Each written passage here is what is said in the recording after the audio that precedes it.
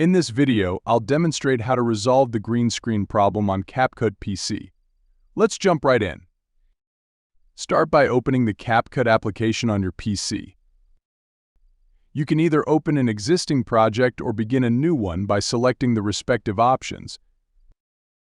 Once your project is loaded or initiated, focus on removing any effects such as transitions and filters that may be causing the green screen issue. Simply delete or reduce the intensity of transitions and remove any filters applied to your video. After making these adjustments, navigate to the top right corner and click on the Export button. Attempt to export the project with the current settings.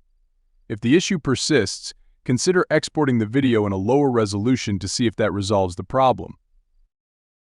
If none of the above steps resolve the green screen problem, consider using a screen recording software. Play your video in full screen mode within Capcut PC and record it using the screen recording software. By following these steps, you should be able to fix the green screen problem in Capcut PC.